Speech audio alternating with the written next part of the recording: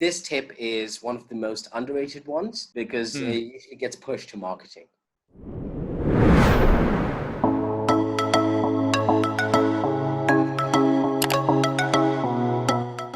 Hey guys, and welcome back to another installment of Sales Moguls. This episode, we've actually taken in a lot from what you guys have sent in through fan mail. And we actually took an internal poll with a lot of you who've been sending messages and suggestions. And 67% of you wanted to know, some successful tips on sales and a bit of negotiation. So what we've gone together is we've tried to put together 6 tips with one bonus tip at the end on, a good way to approach, your sales day-to-day jobs, your negotiations. My reason for doing this as well is I feel like lots of sales guys go into jobs where they are expected to deliver from day one. They don't get a lot of insight about what really makes the sales deal happen, what makes the magic happen. So we're going to break that down in 6 sales tips for you or sales tactics for you with the bonus tip. Do you want to get straight in, David? I think this is a good basis and foundation to start with. And obviously, if people really enjoy this type of format, we'll go down this road as well. So we're really excited to get into it. And obviously, we're changing it up a little bit this week. So we hope you enjoy it.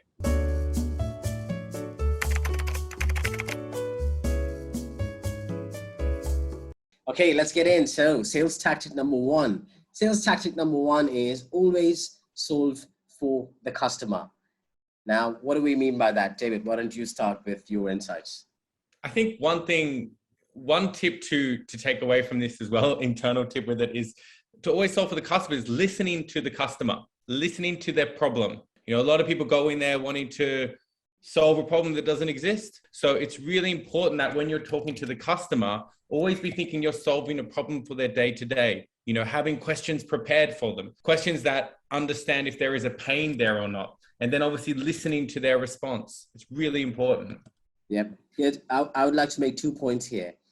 When I used to do demos, and I've sold a lot of SaaS products in the past, I make sure that I have about 15 minutes initially right off the bat dedicated to a discovery session before I dive into my demo. But I'm trying to actually understand what the problems are. As you said, when I walk into a meeting, first 15 minutes, I know I'm going to do discovery.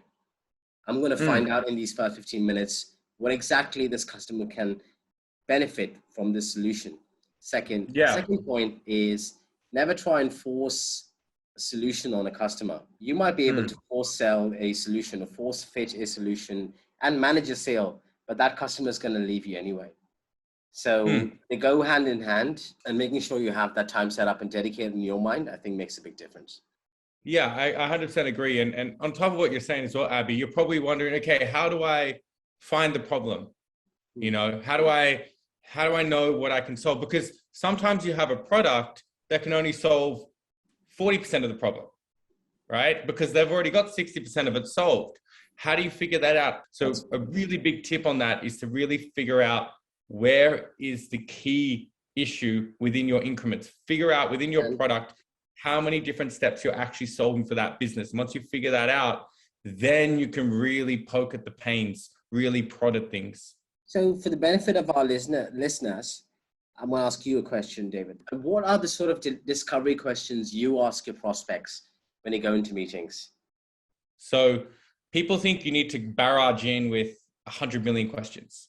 How do you do this? How do you do that? How do you do that?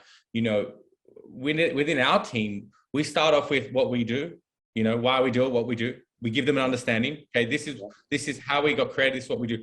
Then we have a very simple question. What would be your dream setup? How do you envision your best scenario of logistics, of a logistics solution? What would you want it to do? And with a question like that, you have the customer talking. To break it down, you obviously need to understand what they're looking at the moment, how they think about things. And then from there, you can start probing more questions. But first, get them to describe their dream scenario.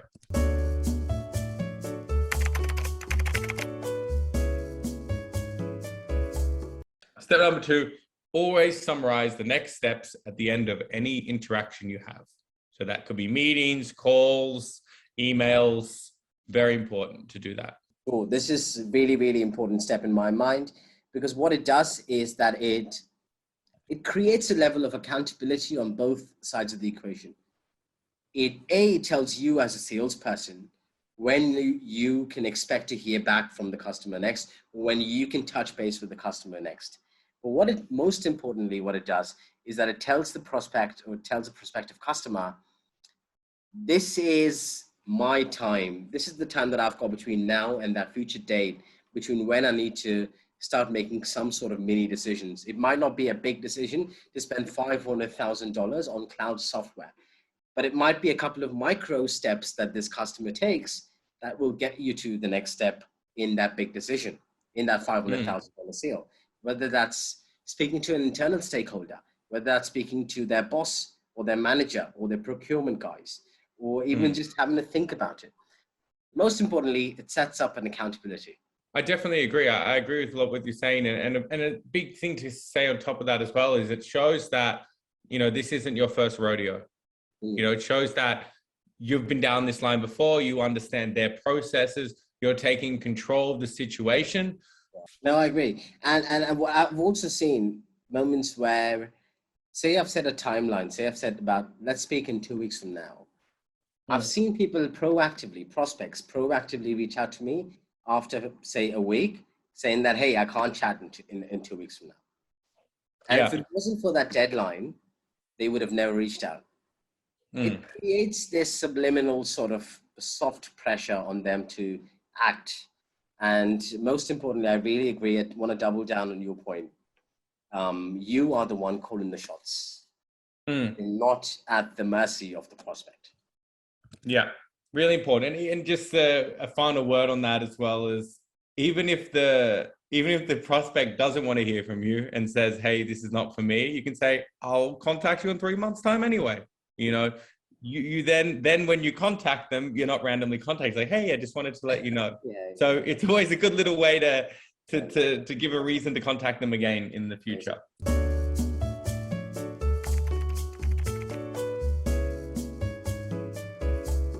Tip number 3, I think the reason why we put this tip in, a lot of guys say, okay, I'm gonna do my discovery grade. I'm gonna summarize the next steps. But how do I create urgency? A lot of the times, customers just don't take a timeline seriously. And they say, yeah, this is amazing. I'll get back to you next year. There have been times that I've heard that. I think we've done that on occasion when we've been looking at sales tools as well. We're like, yeah, mate, this looks great. Speak to you 2023. So how do you create urgency was something that I'm sure a lot of our listeners would love to hear. And that's why sales tip number 3 is use time as a false endpoint to create a level of urgency. I feel like this is a really good tip to use at the end of the close. I feel like if you want to create urgency with the contact, if you want to create urgency with understanding if they're going to sign in a certain period or not, because like you're saying, some people say 2023, so this is a really good way to challenge them and say, hey, listen, we have 3 customers onboarding, okay, in the next 6 months. If you want to get onboarded this year and use this product, we would need a decision to be made the next 6 weeks. Is that fit for you? Yeah. And then if they say, we need more than that, they might say, okay, we'll do it. Can you give it? And then they might give you another timeline and say, we can let you know in 8 weeks. Or they might say, well, okay, we're not going to be able to make a decision until 2023. And then where they sit. So it's a really good way to challenge the customer to see where they're at. But the best way to do that as well is to create that sense of urgency by referencing other customers. Hey, we have a reason for why we need this urgency. Another reason, a classic one is pricing. Cool. If you can make a decision in the next 2 months, we'll give you the onboarding for free. We'll give you the integrations for free. We've all been subject to these kind of tactics, especially the time tactic. And majority of us don't enjoy it because I don't like being put on a timeline. But if there are 2 factors here where I would use this tip. A, if there's enough interest, if there's a high level of buyer interest, and B, there's enough of a immediate interest and enough of an incentive, right? B is if there's enough of an incentive that you can add to a potential purchase, then I would use this tip. Otherwise, I would not use this tip.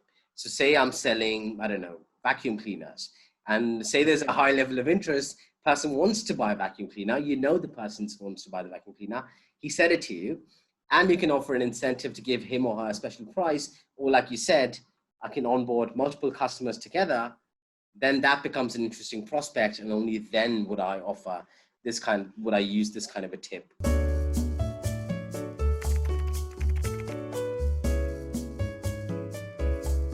A lot of times people ask us, like, okay, we use these tips there, but how do we create a high level of buyer interest? How do we create a high level of prospect interest?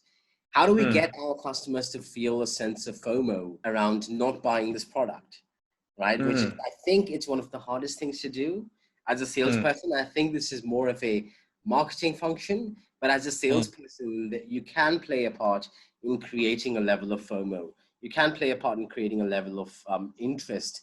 And the way I would do this, which brings us to our fourth tip, is use social proof to create validation for your customer. And I think this tip is one of the most underrated ones because it usually gets pushed to marketing. How do you create a sense of normalcy around buying your platform?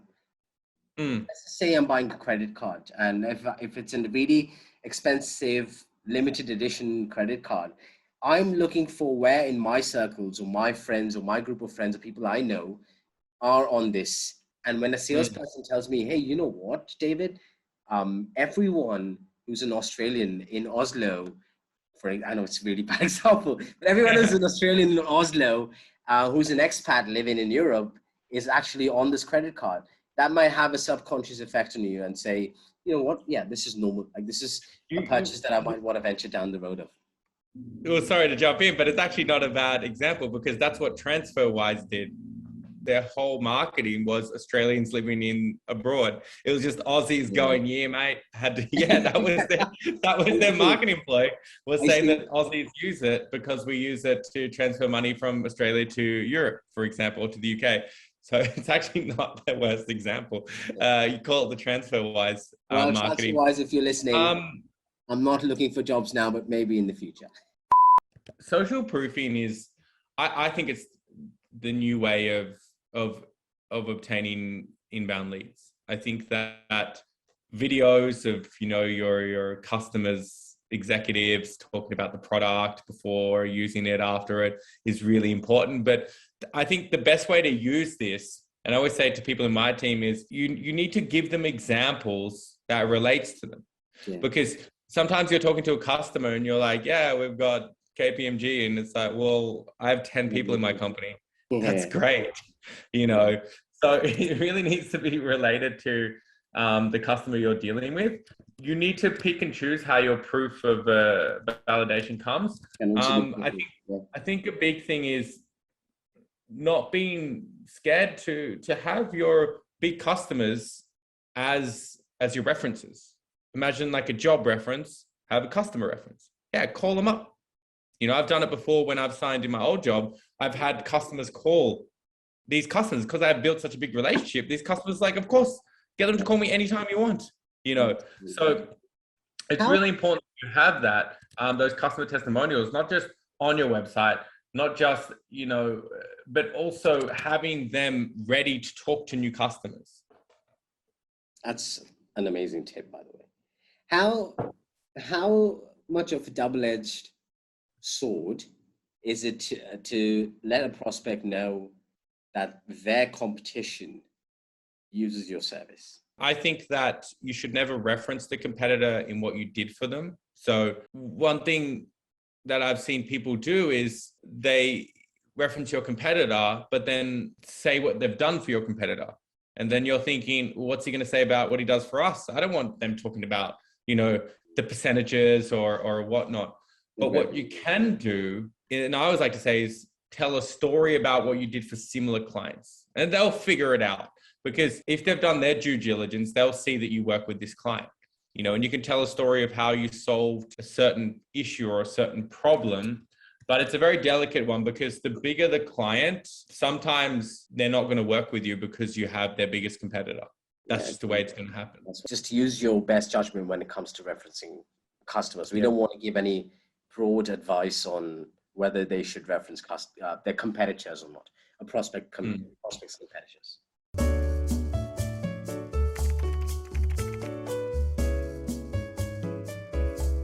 Let's get into our fifth tip of the day. The fifth tip of the day is sales tip or sales tactic is do something for free. Basically obligate your customers to pay you back, hopefully with the deal. So what we mean by this tip is essentially, I read this in a Tony Robbins book, where he talks about how you can do something that's minuscule and that doesn't take up a lot of your time, but create some kind of an obligation within the customer's mind, and says, oh, this guy's nice. Like I should definitely give him more time of mine, or maybe I should send it back in. Maybe I should let him know why I really don't want to pursue this product. Like an example here would be, go on to the prospect's LinkedIn and give them a recommendation, give them an endorsement. Say, I endorse David for team management and leadership, right? And then the person goes like, okay, maybe I owe something back to this guy. So it creates some kind of a subconscious thing. Again, don't rock up at their house with flowers or anything like that. But do something that's really minuscule and create some kind of like return value obligation. I think my interpretation from it, because just remember, guys, there's different cultural selling. Selling to different cultures is very different. If they're going to go present this internally, if they're going to discuss this further, write out the pitch for them. Don't expect them to know everything. Send them everything. Put it in dot points. Make it digestible, not just send them a link to a reference case. Say, hey, if you really want that deal, and if you really think that you can get them that deal, then really go all out for them. Write down this case works perfectly. You show this part to your boss. You show that part to your boss. You describe it like this, and boom. Because at the end of the day, they're not going to say, don't send me more information. They're going to want to obviously add their own input. But the more work you do for them, the more they appreciate that, the more they want to work with you and say, hey, these people, maybe they don't do it 100%, but they're easy to work with. I think they're understanding of us. They're very professional. And another thing to do is to just, some people need to go present this and say, I'll present it for you. Who's the people? Join me in the meeting. So there's a lot of things you can do for them, and they'll come back to you. Let's say even in the worst case, you don't get that deal, but you have a good relationship there. So that means that, let's say you wanted to change jobs in the future. Let's say you wanted to reach out to one of their connections. They're going to go out of their way for you because you went out of your way for them. So just always keep that in mind.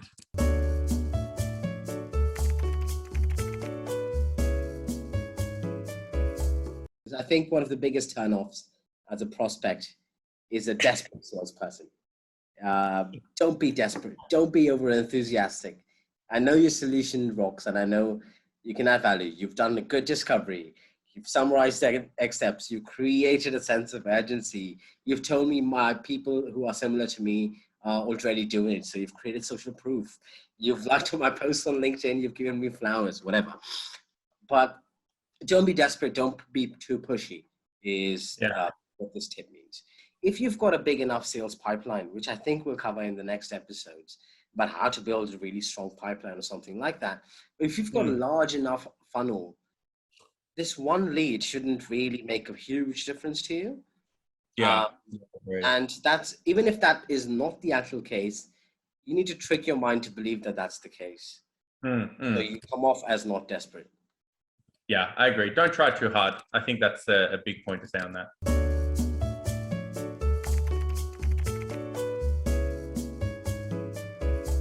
Don't end your negotiation with a no. I actually learned this one recently, or not learned it, but rediscovered it recently. And I really like this one. And what I mean by that is when people leave a deal, they always go, I don't know, didn't like us.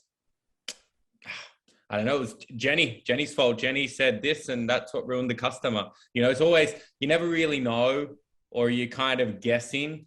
One thing that is really important is if the deal doesn't work out, because you should be always problem solving. That's why the deal shouldn't be working out, So if you're in that meeting where you're in that meeting with them and it doesn't work out in that meeting, then I always say, don't be afraid to ask the question of, hey, listen, we know it's not going to work out. However, in another scenario, what could make this deal work? Right. I just want to, for the benefit of the listeners, I just want to draw the line between when, or like, I want to define clearly, is there a condition to when I need to ask this question? Yeah. So I think that's a really valid point, what you're saying. I think that throughout the sales process, I mean, we'll cover this in more episodes, is the way that your sales process should be is that you should get in that habit of really understanding what you're doing for your customer. Okay. And then understanding, is this a good marriage? Because a lot of people get to the end of the deal and they have, 15 offers out there and they get 3 people that say yes. And they don't know why the other 12 said no. They're just sending offers out. Let's say you're not in that position where you're talking to them. Don't be afraid to ask them, hey, what would a scenario be where this could work out? And even if it's by an email, hey, it didn't work out. Great. I understand that. Just from my perspective, I know it's not going to work out. What could have made this deal work out? Then you get feedback. They could say, it's internal, it's this. And the best thing is sometimes they'll even say, oh, because you don't do this function. And then you say, oh, actually, we can do this function. Yeah. Exactly. This what if question can turn a sale on its head potentially, because it lowers their guard, because they're like, oh yeah, okay, so that I'm not going to buy. That's great. I'm going to lower my guard and I'm going to reveal to you my real objection. It's really important that you go away from any call, negotiation, understanding why. It's a hard question sometimes to ask them, but if you can get in the habit of training your brain to understand that, then you're going to get some real self-reflection. And it's probably sometimes hard to understand is because you're afraid of the answer. You don't want it to be you, but at the end of the day, to get good at something, you got to suck at it. Suck at it. That's how you're going to get good at it. That is awesome. I love that point. I think we want to end on a super high note. That summarizes our 6 sales tips for how to close more deals, with our bonus tip in there. Yeah, I mean, we obviously, we'd love to learn from you. What's some tips that you have that we can add to this as well? Because for us, I think what we love about sales is everything's objective or subjective to what works for us in our perspective. So send us in, comment below, tips that have worked out well for you and anything you want to give to our listeners as well. Well, I hope you guys liked the video. We put in a lot of work, and thanks a lot as always for watching. Make sure you like, share, and subscribe. We'd love the support. We love the acknowledgement. And if you want us to put up more videos or different tools that you think you might find useful or you can benefit from, send them over to us. Send us an email. Put your comments in the comment section, and let us know what we can do next and help us improve. Thanks again for watching, and see you again at Sales Moghuls.